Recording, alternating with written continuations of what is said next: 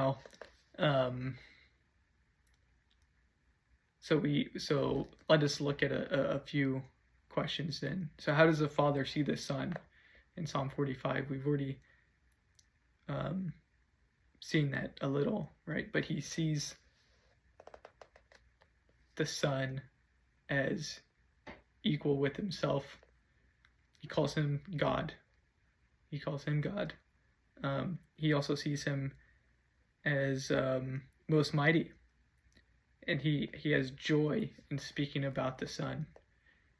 The Father speaking about the Son brings joy to him. How does the Father see the bride? And this is so comforting. We've seen this in Isaiah, and we've seen it in Revelation.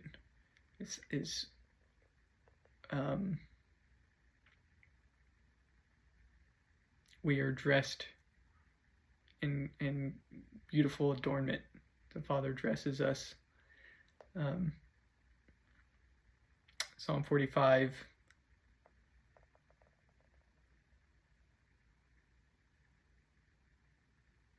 Clothing is of wrought gold, should be brought to the king in raiment of needlework. With gladness and rejoicing shall they be brought. So we are presented to Christ in perfection, perfect clothes, which Christ has given us. Revelation 3. That is how the Father sees us, if we truly are the bride of Christ.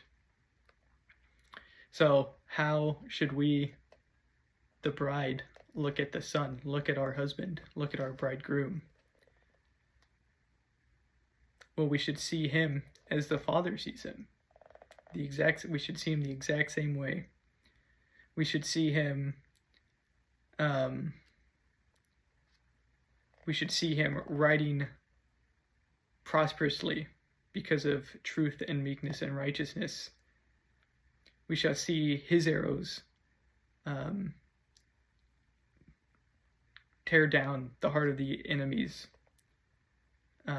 We should see his reign as a righteous reign. We should see him loving righteousness and hating wickedness.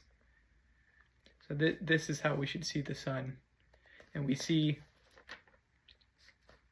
Isaiah 63 speak of this. After we just got done speaking of the glory of the bride of Christ, it says this in Isaiah 63. Who is this that cometh from Edom with dyed garments from Bozrah? This that is glorious in his apparel, traveling in the greatness of his strength. I that speak in righteousness, mighty to save. Wherefore art thou red in thine apparel, and thy garments like him that treadeth in the wine fat? I have trodden the winepress alone, and of the people there was none with me. For I will tread them in mine anger, and trample them in my fury, and their blood shall be sprinkled upon my garments, and I will stain all my raiment. For the day of vengeance is in mine heart, and the day of my redeemed is come. And I looked, and there was none to help, and I wondered that there was none to uphold. Therefore mine own arm brought salvation unto me, and my fury it upheld me. And I will tread down the people in mine anger, and make them drunk in my fury, and I will bring down their strength to the earth.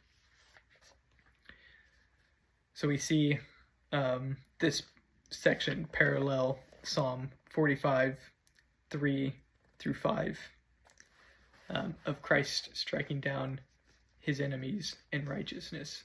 And we should see that of our husband. We should see that of our bridegroom. Okay, now I'd like to relate this passage to us who are married. In Ephesians 5, we see that Paul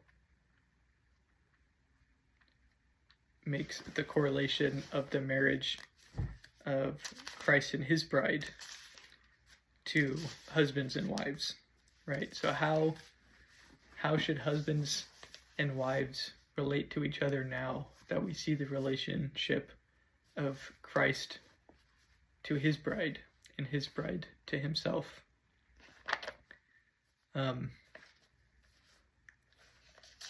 So specifically in Psalm 45,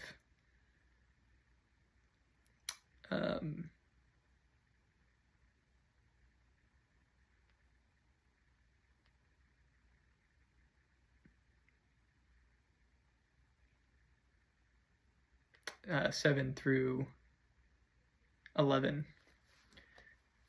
So not comparing everything to Christ and his bride, but to draw us closer, to sanctify us in this way. Husbands, we should love righteousness and hate wickedness. We should greatly desire the beauty of our wives. Ephesians 5, 22 through 23.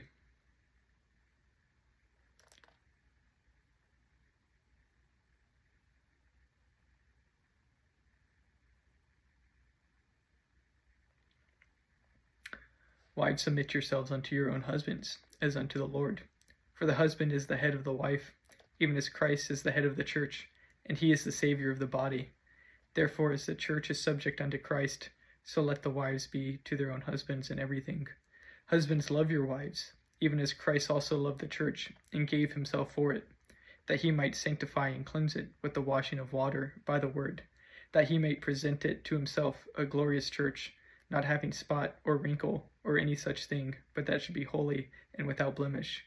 So ought men to love their wives as their own bodies. He that loveth his wife loveth himself. For no man ever yet hated his own flesh, but nourished and cherisheth it, even as the Lord the church.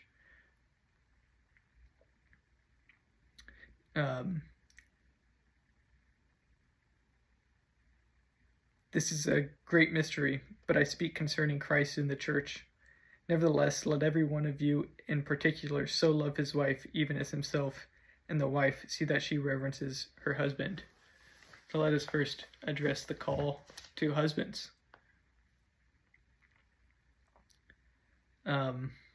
Husbands, love your wives even as Christ also loved the church and gave himself for it, that he might sanctify and cleanse it with the washing of water by the word, that he might present it to himself a glorious church, not having spot or wrinkle or any such thing, but that should be holy and without blemish.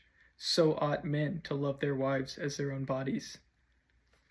Okay, so husbands, how should we view our brides?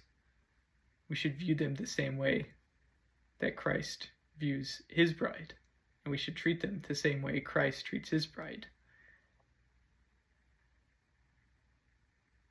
We should give ourselves up for our bride. We should sanctify our bride and cleanse it with the washing of the word. We should be always teaching our wives, praying for our wives, because that is our duty. It is our glory to do this. It is our glory to suffer for our wives.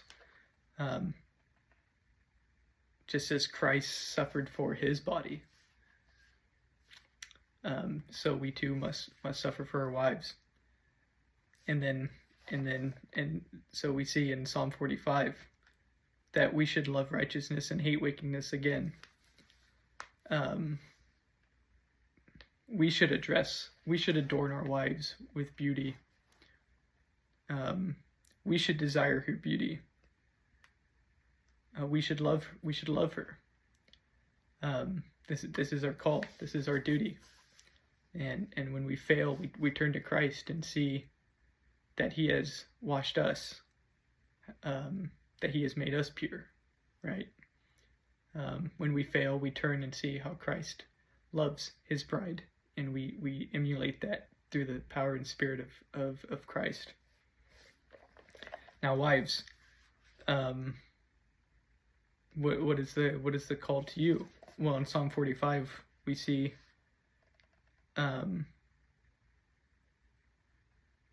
the call, forget thine own people in thy father's house. He is thy Lord, worship thou him, right? So in Ephesians, we see that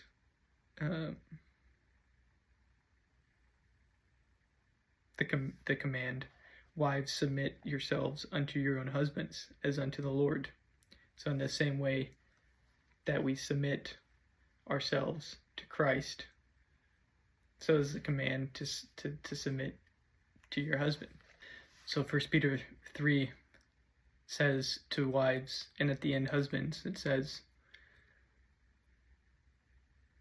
whose adorning let it not be that outward adorning of plaiting the hair, and of wearing of gold, or of putting on of apparel, but let it be the hidden man of the heart, and that which is not corruptible, even the ornament of a meek and quiet spirit, which is in the sight of God of great price.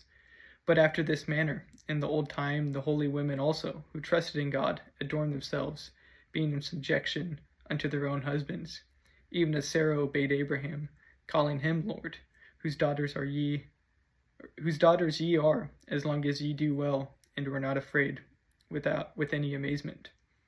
Likewise ye husbands, dwell with them according to knowledge, giving honor unto the wife as unto the weaker vessel, and as being heirs together of the grace of life, that your prayers may not be hindered. So we see to the women, to wives, do not dress yourselves outwardly with gold and with fine garments. One, because that is promised to us for Christ to do, and his will be more glorious.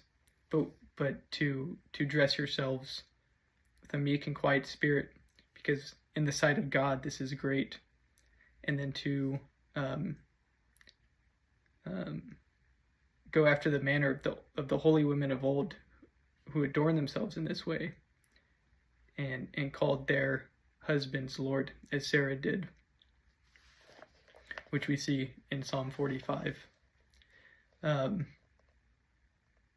I don't want to skip over the Hebrews context here. So let me finish out with Psalm 45, 6 and 7 again,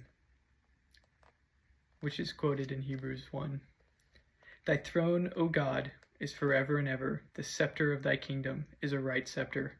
Thou lovest righteousness and hated wickedness. Therefore God, thy God, hath anointed thee with the oil of gladness above thy fellows. Thank you for watching.